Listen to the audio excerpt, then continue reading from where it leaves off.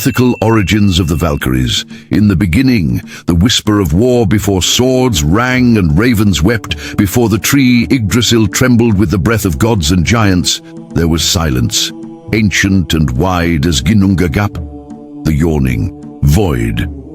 From this silence came sound, and from sound, war. Not the petty skirmishes of men, but the clash of destinies, echoing through realms seen and unseen.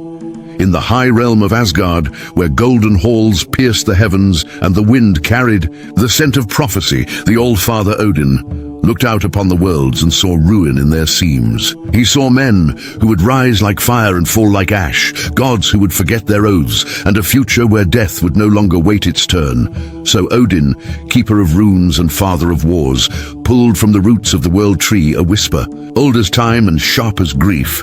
From that whisper he forged a design not of weapon, nor of shield, but of will. A force to ride between death and fate, to choose who would die and who would rise again in glory. Not merely servants, not mortals, not gods, something in between. They would be daughters of doom and dream, the Valkyrie, the choosers of the slain. But first, do you believe in mythic destiny? Hit that like button, subscribe and share this video if you crave more stories from the edge of legend. Comment your favorite mythological creature. Subscribe and hit the bell now. Let the waves part, the sky crack, and the silence speak. This is the story, the origins of the Valkyries Part 1, born of storm and starfire. They did not come from wombs. They were not born with cries, nor did they suckle at the breast. The first Valkyries were called forth like thunder from the bones of creation. In the hall of Hlidskjalf, where Odin sees all that is and shall be, he raised his spear Gungnir skyward and sang to the void. From his song came the first lightning, and silver tongues tearing across the fabric of the cosmos. From that tearing came the sisters, Brynhildr, fierce and solemn, her gaze like winter over fjords. Sigrún, whose name sang of victory and whose hands dripped with mercy and blood alike. Göndul, storm-eyed and silent, who walked among shadows and whispered to the dying. Hver Alvita, the strange one, half rune, half fire, who remembered things no being should, and others, radiant, wrathful, veiled in winged helms and cloaked in mystery. They stepped from the lightning fully formed, clad in mail, kissed by starlight and bearing blades wrought from the tears of the Norns. Their wings, yes, wings, were not of flesh but woven from wind and will, carrying them swift as thought between the realms. Odin beheld them anew.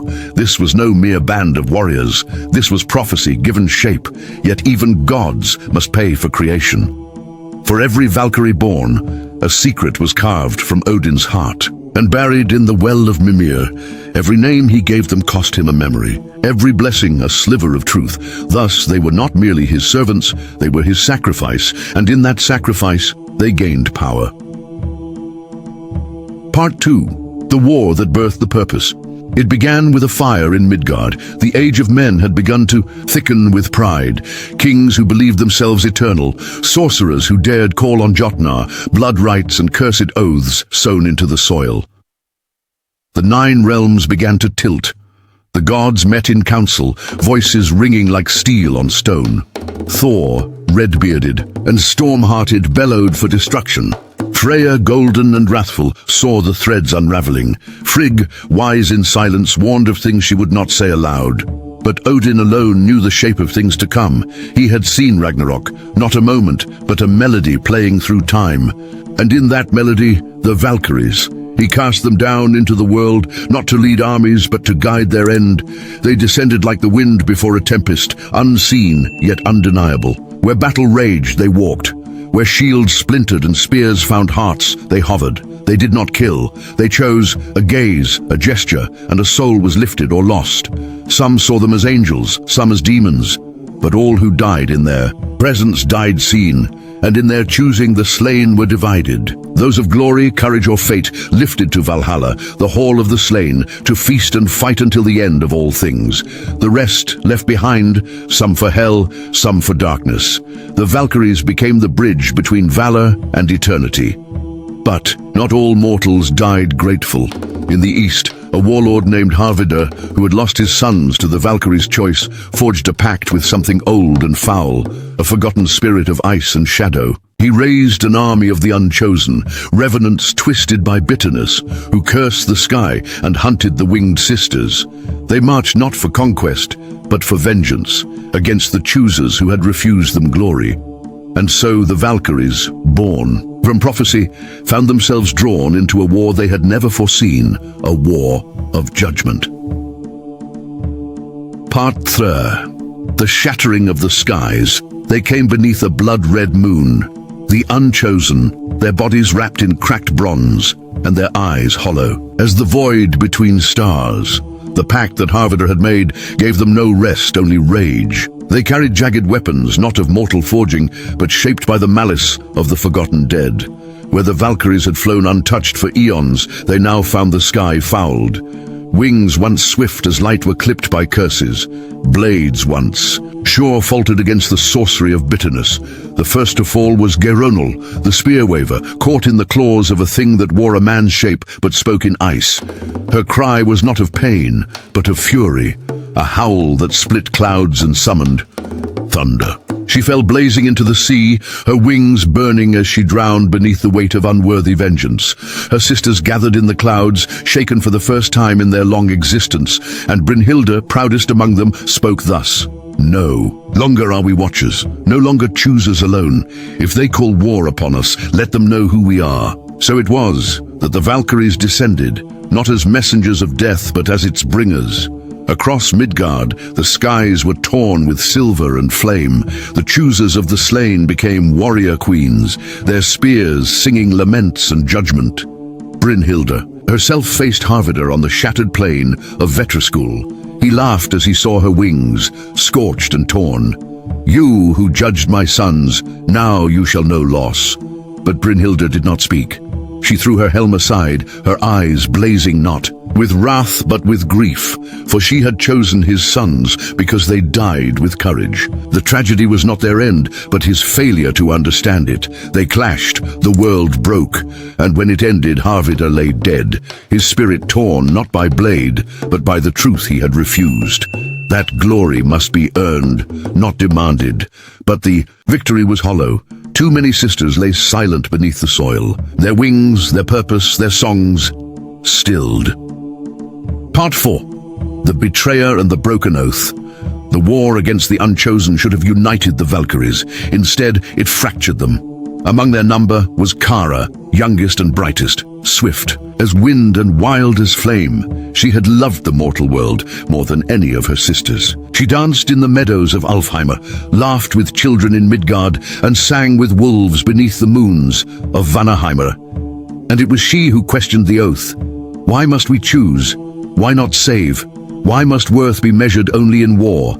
Her words, spoken gently, fell like thunder among the older sisters. The duty was clear. Odin had spoken. To stray from the choosing was to stray from fate, but Kara did stray. In the aftermath of war, she refused to choose. She stayed among mortals, healing the dying, weeping with the widowed. She took no soul to Valhalla, and when Odin learned, he summoned her to the roots of the world tree. "You are not mortal," he said. "You are not free. You were made for fate. What you do now unravels the thread." But Kara stood tall, her wings folded like mourning veils. If fate is cruel, then let it be challenged. Odin, whose eye had seen the end of all things, wept. Then not a single tear, which turned to crystal and fell into the well of time. For he loved his daughters not as a father, but as a seer loves a vision, bound to them, powerless to change them. He did not strike her down. Instead, he unmade her. Kara vanished from memory, from song, from the whispers of ravens. Her name could no longer be spoken, her face could not be recalled. But in the hearts of the Valkyries something had cracked. They began to dream. Dreams were not for them. They were meant for gods and mortals, not the in-between. But the dreams came, of fire and feathers, of love and loss, of another way, and from these dreams came change. The Valkyries ceased to be merely choosers. They began to guide. In silent moments before death, they whispered courage into the hearts of men.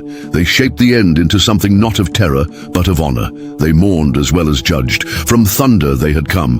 From tragedy they had evolved. Part 5. Twilight of the Sisters' Time, even for immortals, wears thin.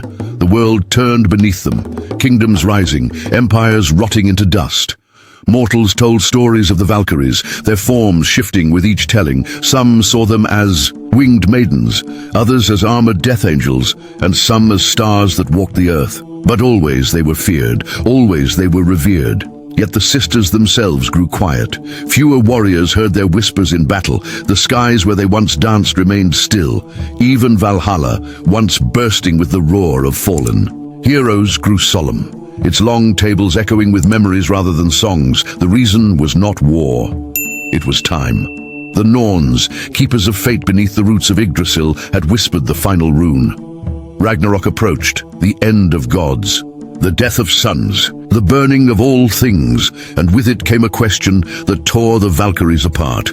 What happens to the choosers when there is no more to choose? Brynhildr stood once more beneath the Bifrost, her helm now dull with the dust of centuries. She had watched gods die, she had buried her sisters. She had seen mortals forget the old songs, but she had never known doubt until now. Sigrún, ever faithful, joined her at the edge of the Rainbow Bridge. "We were made for the end," she said. "Perhaps that is our true task, not to guide the slain to battle, but to guide the gods to their last breath."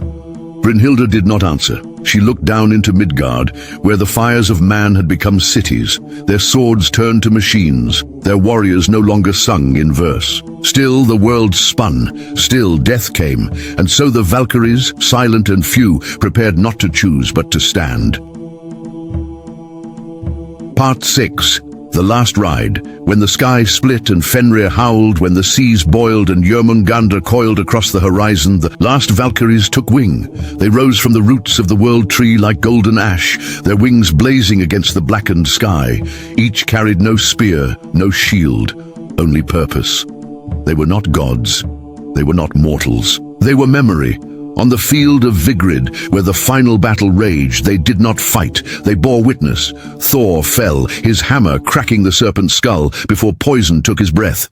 Tyr, bloodied and limping, dragged 10 foes to hell before his other hand was severed.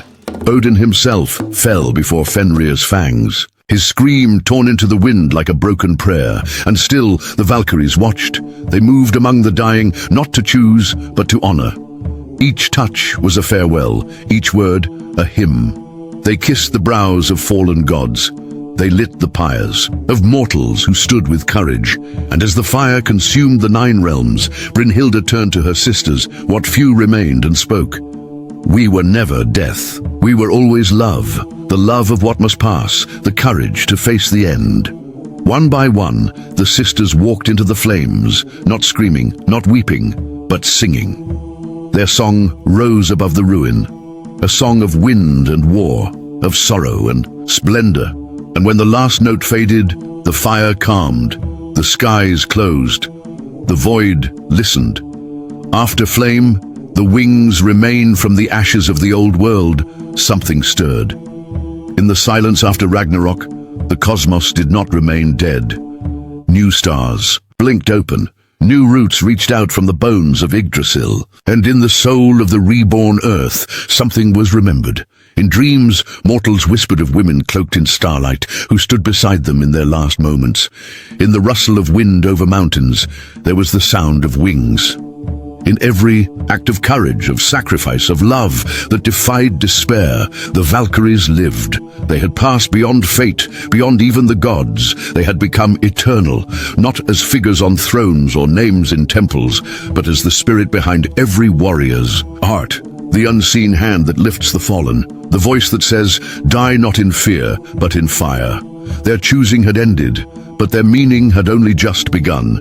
If this story gripped your soul, if the roar of ancient gods still rings in your ears, then like, comment, and share this legend with fellow seekers of myth and mystery. Don't forget to subscribe to the channel and ring the bell so you never miss another tale from the edge of time. Until next time, traveler of legends, keep your eyes on the sea and your heart open to the myth.